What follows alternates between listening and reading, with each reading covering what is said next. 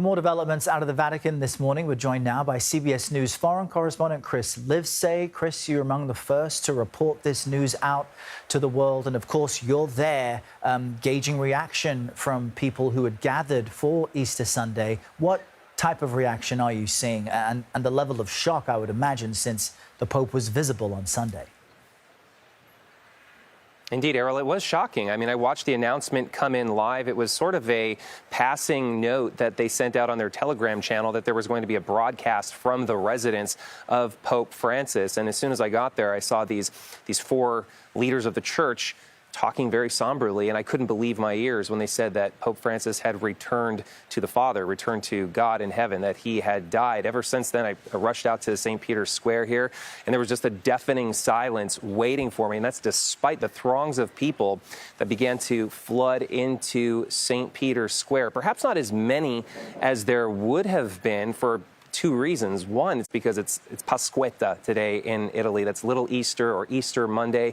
It's a holiday. A lot of people are traveling. And also because yesterday we saw Pope Francis make this comeback, this miraculous return after nearly dying in the hospital. He was discharged just about 3 weeks ago. Remember that doctors said that they had to consider letting him go. Such was the severity of his condition in the hospital, but he bounced back.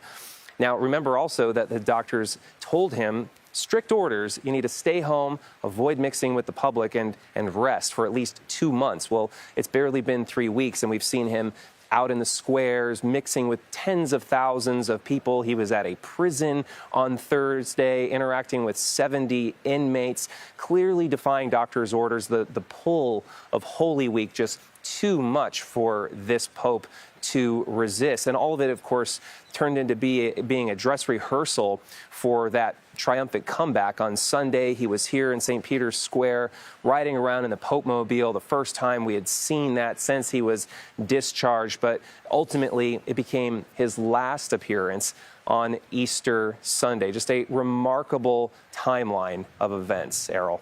And Chris, it also puts into a different light that bounce back and comeback that you're speaking about. I remember having so many live conversations with you during the Pope's time in hospital, and it was really touch and go day to day before doctors were able to bring him to a place where he could leave. So I'm wondering why the Pope potentially decided to defy doctors' orders and not stay in his apartment and isolate and rather be out with the faithful, whether it was at that juvenile prison or Sunday there on the balcony. You know, perhaps there was a drive in him to be visible during what would be his last few weeks alive.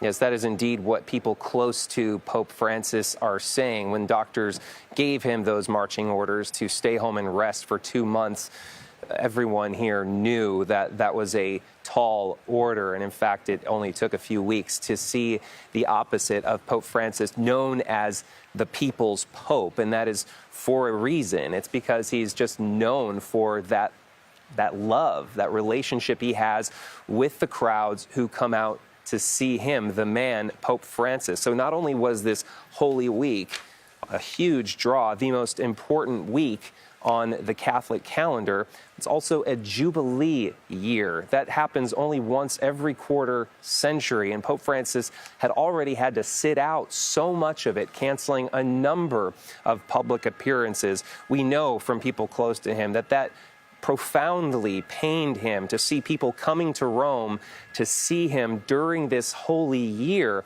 and not be able to. So he wasted no time in getting back into the square, into his Pope Mobile, into the prisons in order to interact with the sheep, as he called that. In fact, he said that he liked to have the smell of the sheep on his body, using that allegory from the Bible of the shepherd and the sheep. Him, of course, Pope Francis being the shepherd, and the more than 1 billion Catholics in the world being those sheep. You know, just last night, Errol, I had dinner with a close aide of Pope Francis, and I asked him, what do you think? I mean, what does this say about Pope Francis, that he wastes no time and getting out into the public, perhaps at risk of his own life. And he told me, Chris, Pope Francis wants to die on the battlefield. Errol. Wow, Chris, that really carries more power, especially today. We do, as you mentioned, the world's more than 1 billion Catholics now have a statement from one of them. Former U.S. President Joe Biden has released a statement saying, quote, "It is with great sadness that Jill and I learn of the passing of His Holiness Pope Francis. He was unlike any who came before him. Pope Francis will be remembered as one of the most consequential leaders of our time, and I am better for having known him." The end of the former president's statement reads, "He prompted equity and an end to poverty and suffering across the globe. And above all, he was a pope for everyone. He was the people's pope, a light of faith, hope, and love." Chris Livesay is there in Rome for us as we continue to absorb this news. Chris, what happens next? Well, Errol, there is a process this evening when Pope Francis's body, around 8 o'clock local time, will be placed inside of a coffin. It will then lie in state here in St. Peter's Basilica for the next 5 to 6 days, at which point he will be buried. Now, all of this is happening during a 9-day period of mourning, which started as soon as the news was announced that Pope Francis had died. Now, the big wait is for the conclave. That's the event when cardinals from all around the world will descend upon Rome to elect the new pope of the Catholic Church. That is going to take place between 15 and 20 days from now. It is, to say the least, a historic event. Chris Livesay, live for us in Rome. Chris, thank you. We'll be speaking throughout the day.